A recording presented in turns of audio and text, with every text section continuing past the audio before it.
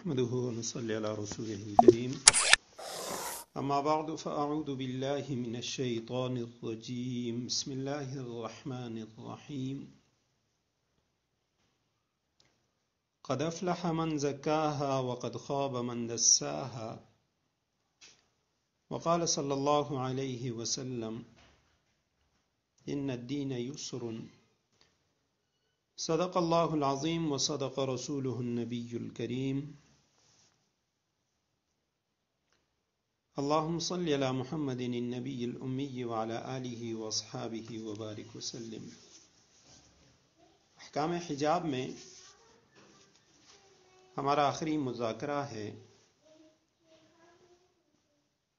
اور یہ حجاب یا پردے کے دوران پیش آنے والی جو بعض پریشانیاں ہیں یا بعض خواتین کو شرعی پردے کے دوران پیش آنے والی جو پریشانیاں ہیں ان کے حوالے سے ہیں۔ ان میں سے ایک پریشانی تو بعض خواتین کو اپنے گھر والوں کی طرف سے ہوتی ہے کہ گھر والے شرعی پردے کی اجازت نہیں دیتے، اور بعض خواتین کو کسی ایسے ملک میں رہائش اختیار کرنے کی وجہ سے پریشانی ہوتی ہے جہاں شرعی پردے پر پابندی ہوتی ہے۔ تو جہاں تک پہلے مسئلے کا یا پہلی پریشانی کا تعلق ہے کہ گھر والے مرد حضرات یا بڑی خواتین وہ پردے سے شرعی پردے سے منع کرتی ہیں، یا تو اس وجہ سے کہ اپنی ناک اونچی رکھنے کے لیے الیاذ باللہ اور یعنی پر فخر کرنے کی وجہ سے وہ اپنی بچیوں کو یا اپنی بہوؤں کو شرعی پردے سے روکتی ہیں، یا بعض حضرات یہ عذر پیش کرتے ہیں کہ جی شرعی پردے کی وجہ سے ہم سے ہمارے رشتہ دار کٹ جائیں گے اور وہ ہمارے ہاں نہیں آئیں گے۔ تو یہ رسول اللہ صلی اللہ علیہ وسلم کا حکم ہے، بلکہ اللہ سبحانہ و تعالی کا حکم ہے، اور میں گھر کے جو بڑے ہیں مرد و خواتین حضرات ان سے گزارش کروں گا کہ اگر آپ کے گھر میں کوئی ایسی باپردہ خاتون ہوگی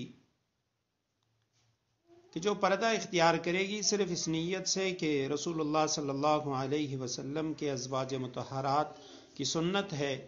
اللہ اور اس کے رسول کا حکم ہے، تو صرف یہی نہیں کہ ایک سنت زندہ کرنے کا ثواب ملے گا، بلکہ ایک پاک دامن خاتون کے ساتھ آپ کے گھر میں بڑی برکتیں آئیں گی۔ سنت عمل کی وجہ سے آپ کے گھر میں برکت ہوگی، آپ کے رزق میں برکت ہوگی، گھر میں اللہ سبحانہ و تعالیٰ کی رحمتیں آئیں گی، اور انشاءاللہ اس گھر کی جو باقی بچیاں ہیں وہ انہیں دیکھ کے پردے کی طرف آئیں گی، گھر میں پاک دامنی کا ماحول بنے گا، دین کا ماحول بنے گا، اور ایسی نیک خاتون کے ہاں جو بچے پرورش پائیں گے تو انشاءاللہ وہ بچے نیک ہوں گے۔ صرف یہی نہیں کہ آخرت میں وہ آپ کی نجات کا ذریعہ بنیں گے، بلکہ دنیا میں بھی وہ انشاءاللہ آپ کی آنکھوں کی ٹھنڈک بنیں گے۔ آج سب سے جو بڑا مسئلہ ہے ہمارے ہاں، جو پریشانی ہے وہ ہر گھر کی کہ جی ہماری اولاد وہ ہماری کہنا نہیں مانتی، اولاد نافرمان ہوگی، اس کی وجہ یہی ہے چونکہ گھر میں دینی ماحول نہیں ہے، تو انشاءاللہ اس سے گھر میں دینی ماحول آئے گا اور یہ بچے ماں باپ کے بھی فرما بردار بنیں گے، اللہ اور اللہ کے رسول صلی اللہ علیہ وسلم کے حکموں کو بھی وہ پورا کریں گے۔ تو گزارش یہ ہے کہ آپ گناہ کا ذریعہ نہ بنیں، کسی خاتون کو پردے سے نہ روکیں، بلکہ اس کے ممد و معاون بنیں، اس کے دست و بازو بنیں، اس کے لیے ماحول فراہم کریں کہ وہ شرعی پردہ کرے، اور کم از کم اگر باپ ہے اسے چاہیے وہ اپنی بیٹی کو سپورٹ کرے، شوہر ہے تو اسے چاہیے وہ کم از کم اپنی بیوی کا ساتھ دے کہ اس کو شرعی پردہ کرنا چاہیے، اور گھر کے اندر اس طرح کا ماحول بنے۔ خاص طور پہ یہ انہی گھروں کے اندر مسئلہ ہوتا ہے جس کے اندر جوائنٹ فیملیاں ہیں، تو وہاں پہ عام طور پہ ایک خاتون کے لیے شرعی پردہ کرنے میں مسائل ہوتی ہیں۔ تو علماء نے لکھا ہے جہاں تک ایک خاتون کے لیے شرعی پردے کا جو سب سے اعلیٰ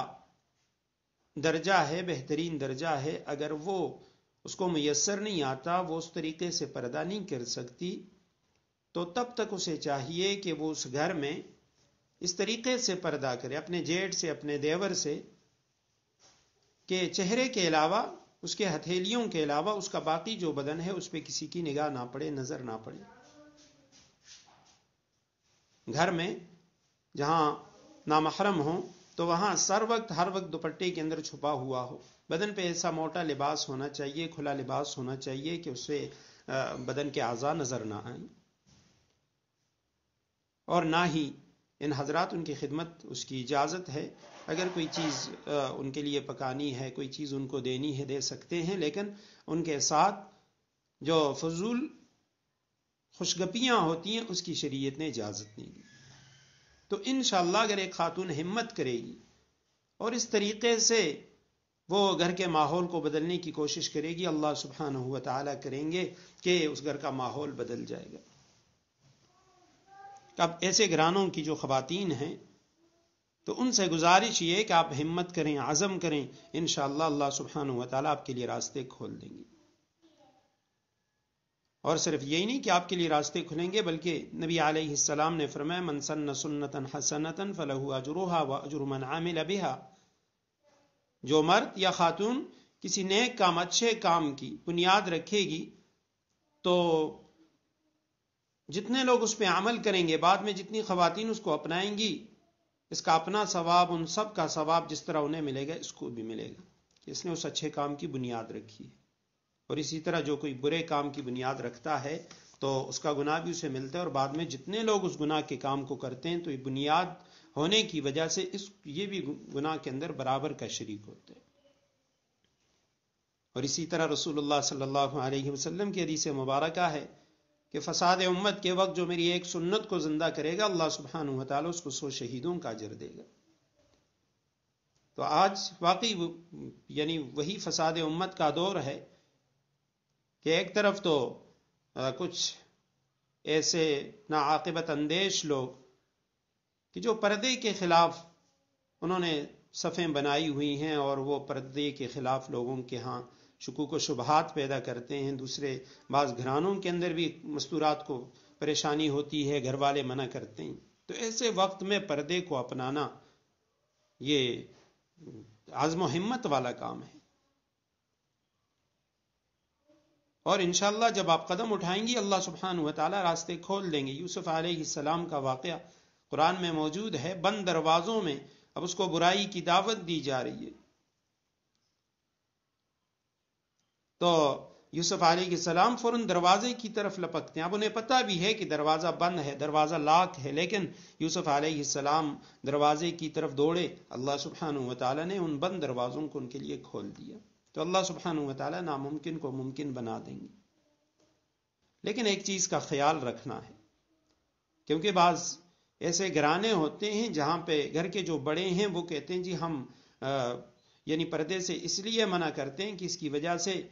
فلاں نے پردہ کیا، اس نے یہ کیا، اس نے سب سے تعلق کو ختم کر دیا۔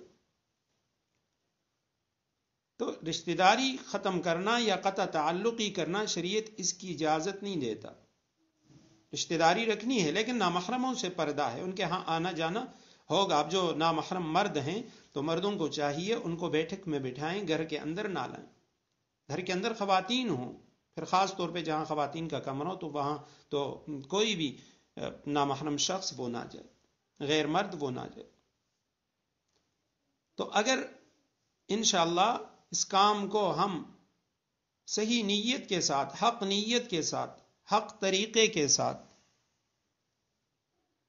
اور کام بھی حق ہو، یہ تین چیزیں ہوں کسی بھی کام میں، تو اللہ سبحانہ و تعالیٰ اس کے لیے راستے کھول دیتے ہیں۔ نیک کام ہو، حق کام ہو، ناجائز کام نہ ہو، اس کی نیت بھی درست ہو کہ خالصتاً اللہ کے اس حکم کو ہم نے زندہ کرنا ہے، اور طریقہ بھی درست ہو، طریقہ غلط نہ ہو، ڈانٹ ڈپٹ والا طریقہ نہ ہو، اور کسی پہ اپنا حکم زبردستی مسلط کرنے والا طریقہ نہ ہو، کسی کو حقیر سمجھنے والا طریقہ نہ ہو، بلکہ اس طریقے سے گھر میں پردہ کرے کہ باوجود اس کے کہ باقی لوگ مخالفت کریں لیکن یہ اپنی طرف سے ان کو محبت دے، تو انشاءاللہ کچھ وقت کے بعد اللہ سبحانہ وتعالی سب کے دلوں میں اس کی محبت پیدا فرما دیں گے۔ اور جہاں تک شرعی مسئلے کا تعلق ہے تو وہ یہی ہے کہ جو محرم افراد ہیں ان سے تو کسی قسم کا پردہ نہیں ہے، لیکن جو نامحرم ہیں جیٹ دیور وغیرہ، تو ان سے جہاں تک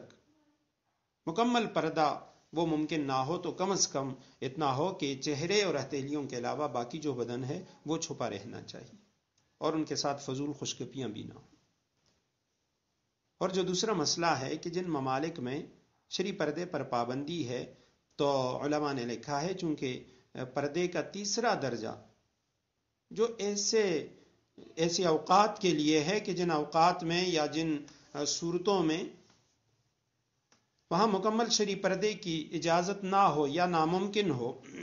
تو ایسے میں عورت کے لیے جس طرح گھر کے اندر جو غیر محرم ہیں نامحرم ہیں ان کے سامنے اس کے لیے